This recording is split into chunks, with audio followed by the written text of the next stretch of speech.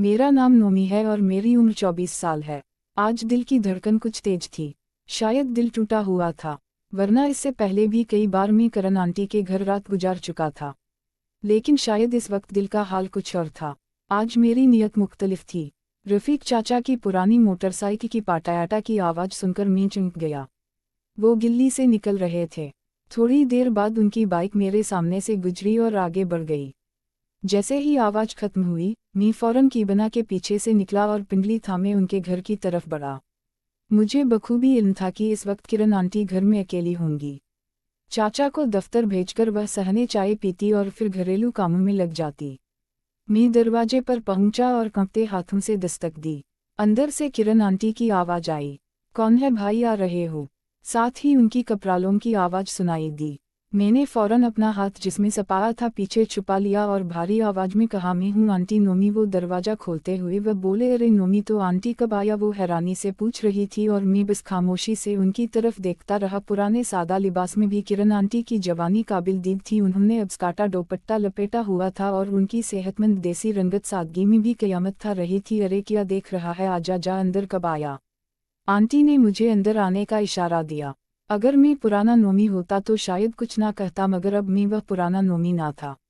अब मैं मुकम्मल बिगड़ा हुआ नोमी बन चुका था। यह मेरा मिशन का पहला दिन था। मैंने हिचकिचाते हुए कहा, आंटी वो दरअसल मुझे एक खुशखबरी देनी थी। करण आंटी ने पाका से पूछा, अच्छा बता क्या है खुशखबरी? चाचा दफ्तर जा चुके हैं। मैंने उनकी बात नज़रअंदाज करते हुए सीधा सहन का रुख किया। वह सामने कुर्सी पर बैठ गई। मैं उनके सामने बैठा और कहा, मुझे नौकरी मिल गई है। मैं अब गारमेंट्स सिटुआ का मैनेजर हूँ। आंटी ने खुशी से कहा, वाह भाई, बहुत अच्छा किया। कैसा सिटुआ है? मैंने मजीद तफसील से बताया, लेडीज़ कपड़े, जूते और जदीद फैशन का सामान। बड़े लोग आते हैं, ऊंची गाड़ियों में अमीर औरतें खरीदारी करने आती है। मेरी बातें दरअसल वही थी जो मोना आंटी ने सिखाई थी। वाह, बहुत अच्छी बात है। आंटी ने खुश होकर कहा, जब शहर आना हो तो मुझे ज़रूर बताना। मैं तेरे सिटुआ की सैर करना चाहूँगी। मैंने नरमी से कहा, जी आंटी, और अगर आप आए तो मैं आपको आपकी पसंद का सूट तोहफे में दूंगा। अरे कहोल भाई, मेरा शौहर आज तक कोई चीज़ तोहफे में ना दे सका तो क्या देगा? आंटी ने नाक पूंछते हुए कहा। मैंने हिम्मत जमा की और कहा, अब आप मेरी मिसाल आंटी हैं और आपकी मिसाल जिया बच्चन जैसी है। यह कहते हुए मैंने उनकी आंखों में झांका। वो मुस्कुरा दी। अरे तो बहुत झूठ बोलने लगा है। मैंने नरमी से कहा, अगर आप साड़ी पहन ली तो बिल्कुल जिया बच्चन लगेंगी। आंटी हंस पड़ी। अरे छोड़ दे साड़ी, तेरा चाचा मुझे मार डालेगा। मैंने उनके दिल की बात छुई। आंटी आपका दिल क्या कहता है? आज तो सिर्फ दिल की सुने। वो आंटी ने अयासाडगी से कहा, नोमी, दिल तो मेरा कब का बुझ चुका है। उनकी यह बात सुनकर मेरे जज्बे कुछ सर पड़ गए, मगर मैं हार मानने वाला ना था, क्योंकि मुझे इल्म था कि थोड़ी सी मेहनत से किरण आंटी को सब कुछ करवाया जा सकता है। मैंने कहा, आंटी, मैं तो सोच रहा था कि आप मेरी भाभी बन जाती और मैं आपको खुद बताता कि साड़ी में कैसा लगता है। अरे क्या बकवास कर रहा है? आंटी झिम गई। मुझे तो साड़ी पसंद है, लेकिन तुम्हारे चाचा के डर से कुछ नहीं कर सकती। ओ, मैंने बात बढ़ाई, तो बस आंटी, अगली बार जब आऊँगा तो आपके लिए एक खूबसूरत साड़ी लेकर आऊँगा। किसी को कुछ पता नहीं चलेगा। आंटी ने झिझकते हुए कहा, अगर चाचा को पता चल गया तो? मैंने उन्हें यकीन दिलाया, यह हमारा राज होगा, किसी को कानों कान खबर ना होगी। मैंने शॉप में से नीला सूट निकाला और आंटी को दिया। यह आपके लिए है। आंटी खुशी से बोले, क्या खूबसूरत सूट है, मैं यह सलीम की शादी पर पहनूंगी। मैंने उनकी पसंद जानते हुए कहा, पसंद आया? ज़रा साइज चेक कर लें, कहीं बड़ा छोटा ना हो। वह जल्दी से कमरे में गई और मैं बेताबी से उनके लौटने का इंतजार करने लगा। 4 मिनट बाद भी वह ना आए तो मैंने पुकारा, आंटी पहन लिया? कैसा लगा? अंदर से आवाज आई, पहन लिया है, फुट है, थोड़ा सिंग करनी पड़ेगी। और मैंने कहा, ज़रा दिखाएं तो कैसा लग रहा है। वो हिचकिचाते हुए दरवाजे पर आई और मैं अब खटिया बोल उठा, आंटी अब तो जू चावला लग रही है। वह जीप गई, मगर उनके चेहरे पर खुशी थी। मैंने उनका हाथ पकड़ा और आईने के सामने ले गया। अब खुद देखें कैसे लग रही है। आंटी बोले, नोमी शहर जाकर तो बहुत शातिर हो गया है। मैंने मसनई नाराजगी से कहा, अच्छा मैं चुप हो जाता हूँ, कुछ नहीं कहूँगा। आंटी ने मुझे मनाने की कोशिश की, नाराज ना हो, वाकई बहुत अच्छा लगा, लेकिन इतना महंगा सूट क्यों लिया? मैंने जज्बाती अंदाज में कहा, आपकी खुशी के लिए मैंने अपनी आधी तनख्वाह लगा दी। सिर्फ आपकी एक मुस्कुराहट के लिए आंटी अबडिडा हो गई। नोमी, तुमने कब से मेरी खुशी की परवाह शुरू कर दी? मैंने हिचकी से कहा, हमेशा से, लेकिन आपने कभी तवज्जो नहीं दी। आज पहली बार तनख्वाह मिली तो सबसे पहले आपका ख्याल आया। वो आंटी ने अयासादगी से कहा, वाकई तुम्हारा चाचा तो कभी ख्याल ना रख सका। मैंने उनके दिल में उतारी बात कही, तो फिर क्यों अपनी जिंदगी एक ऐसे इंसान के लिए बर्बाद कर रही है जो आपकी कदर नहीं करता? आंटी बोले, नोमी वाकई तुम बहुत समझदार हो गए हो। मैंने कहा, बस फिर फैसला करें, अगली बार अब शहर आएंगी मैं आपको साड़ी पहना आएगा, स्टोर ले जाऊंगा और सब दिखाऊंगा। आंटी ने मुस्कुराकर कहा, ठीक है, सोचूंगी। मैंने हाथ बढ़ाया, चलिए विदा करें। अब सलीम की शादी पर अपनी मर्जी से कपड़े पहनेंगी, खुद को सनवाएंगे और खुश रहेंगी। आंटी ने मेरा हाथ पकड़ा और कहा, विदा, लेकिन अगर किसी को पता चला तो मेरी इज्जत खाक में मिल जाएगी। मैंने उनका दिल बढ़ाया, किसी को कुछ पता नहीं चलेगा, आप बस मुझ पर भरोसा करें। आखिर में मैंने उन्हें अपना फ़ोन नंबर दिया और कहा, यह नंबर रख लें, जिस दिन आपका दिल माने बस एक कॉल करें, मैं सब कुछ संभाल लूँगा। इस बार आप सिर्फ खुश रहें, बाकी सब मैं देख लूँगा। यह कहकर मैं दरवाजे की तरफ बढ़ा। पीछे मुड़कर देखा तो किरण आंटी दरवाजे पर खड़ी थी। उनकी आंखों में अजीब सी चमक थी, जैसे वह किसी गहरी सोच में हो, जैसे कोई फैसला दिल ही दिल में कर चुकी हो। मैं आंगन के बीच में पहुंचा ही था कि पीछे से किरण आंटी ने आवाज दी। नोमी जरा अकनाऊ में फौरन पलटा। जी आंटी। वो दरवाजा बंद करने के बहाने मेरे करीब आ गई। उनके चेहरे पर कुछ कहने की तड़प थी, पर अल्फाज में उलझन। मैंने उनकी आंखों में झांका और कहा, आंटी जो कहना है कह दे। मुझे समझ आ रहा है अब किसी उलझन में है।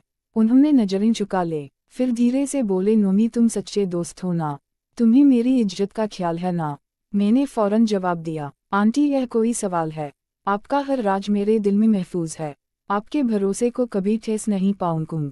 वो कुछ लम्हे खामोश रहे, फिर बोले, नोमी मैं एक बात कहना चाहती हूँ, लेकिन डरती हूँ कि कहीं तुम मेरी बात का गलत मतलब ना निकाल लो। मैंने उनके हाथ को नरमी से थामा। आंटी मैं सिर्फ तुम्हारा काये का हूँ, जो कहना है खिल के कहो। वो रुकी, सांस भरी और फिर बोले, अगर मैं कहूँ कि मैं भी चाहती हूँ कि एक बार अपनी मर्जी से जिम अपने दिल की सुनम, तो क्या तुम मेरा साथ दोगे? मैंने फौरन कहा, आंटी यही तो चाहता हूँ मैं कि आप अपने हिस्से की खुशी जी लें, अब और कुर्बानी ना दें। किरण आंटी की आंखों में नमी तैरने लगी, शायद बरसों से दबे जज्बात आज़ाद हो रहे थे। मैंने जेब से एक और कागज़ निकाला, इसमें शहर के होटल का पता और फ़ोन नंबर लिखा था जहाँ मैं ठहरता था, और उनसे कहा, यह रख लें, जब भी दिल चाहे एक कॉल करें। बस इतना ही काफ़ी होगा। उन्होंने कागज़ लिया और धीरे से बोले, ठीक है नोमी, अगर मैं हिम्मत कर सकी तो ज़रूर बोलूँगी, लेकिन वादा करो मुझे कभी शर्मिंदा ना करोगे। मेरा वादा है आंटी, आपकी इज्जत मेरी अपनी से ज़्यादा अजीज है। मैं दरवाजे से बाहर निकला और सीधा ताई पाटा के घर की तरफ रवाना हो गया। जहन में अब भी करण आंटी का चेहरा, उनकी आंखों की नमी और उनके लबों की वो लीस गूंज रही थी जैसे कोई तवील कैद से आज़ाद होने को तैयार हो। इपाटा ताई का घर गिल्ली के कोने पर था। जैसे ही दरवाजा खोला, बच्चों की किखो पुकार ने इस्तकबाल किया। अरे खामोश हो जाओ, इपाटा ताई की चलाती आवाज आई और मैं दरवाजे से अंदर दाखिल हो गया। सबसे पहले यासिर ने मुझे देखा। नोमी भाई, वह भागता हुआ आया और मुझसे लिपट गया।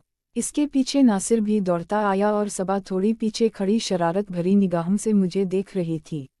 मैंने तीनों बच्चों को प्यार किया और सबा की तरफ देखकर कहा, अरे तुम तो बड़ी हो गई हो, अब तो खाला लगने लगी हो।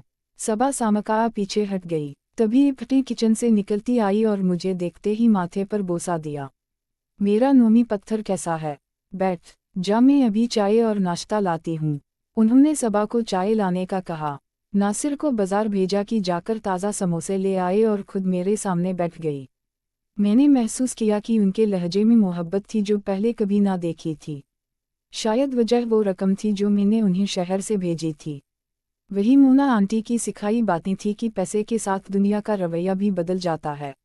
मैंने उनकी खुशी को नज़रअंदाज ना किया। समोसे आए, चाय भी आ गई और मैंने सपाया से बच्चों के तोहफे निकाले। नासिर के लिए पाका का महंगा कलम, यासिर के लिए वीडियो गेम और सबा के लिए एक गुड़िया। सबा ने हैरत से पूछा, गुड़िया मेरे लिए? मैंने नरमी से कहा, तुम्हें पसंद नहीं आई?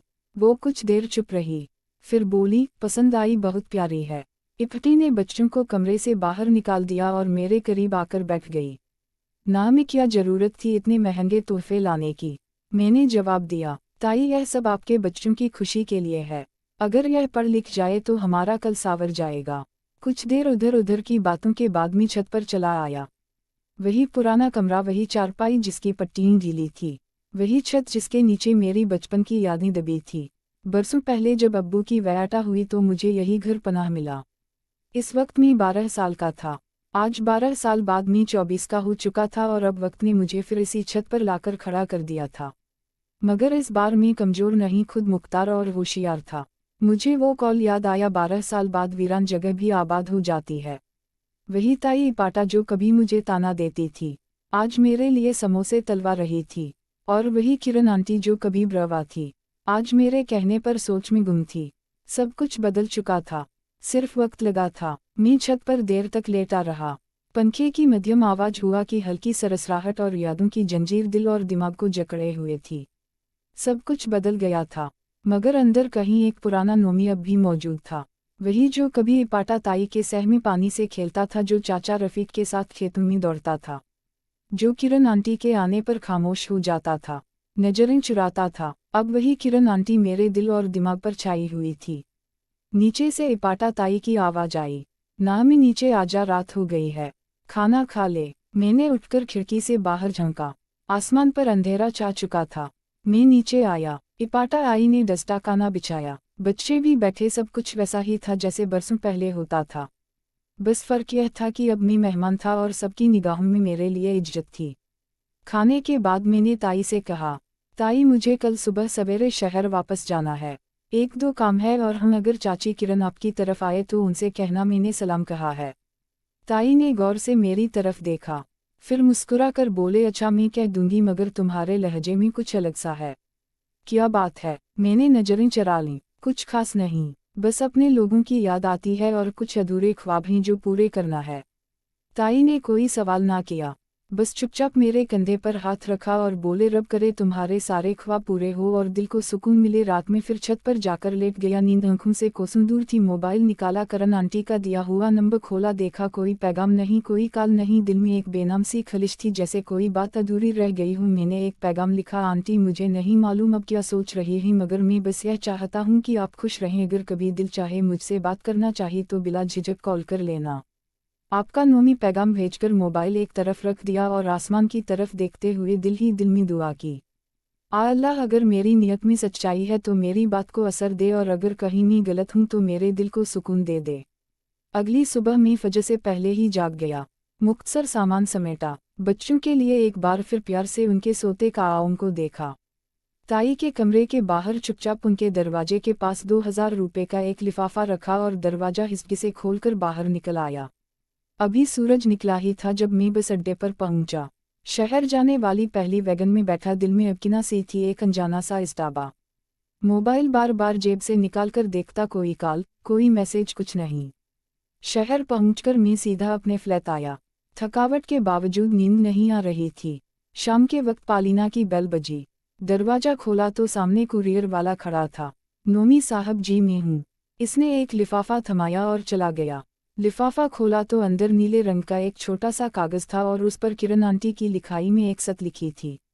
एक दोस्त की बात दिल को छू गई है, मैं सोच रही हूँ। साथ में एक नंबर भी दर्ज था। यह इशारा काफी था। दिल की धड़कन तेज हो गई। मैंने फौरन मोबाइल उठाया और वह नंबर डायल किया। 2 बेल के बाद दूसरी तरफ से आवाज आई, हेलो। यही आवाज थी जिसने कई रातों से मेरे दिल में हलचल मचा रखी थी। आंटी, अब दूसरी तरफ से हल्की सी हंसी सुनाई दी। नोमी, तुम्हारी दोस्ती का जवाब देने आई हो। मैंने गहरा सांस लिया, जैसे बरसों की अबकिना को लफ्जों का सहारा मिल गया हो। हम दोनों देर तक बात करते रहे, एक एक बात, एक एक जज्बा जैसे लफ्जों में बहता जा रहा हो।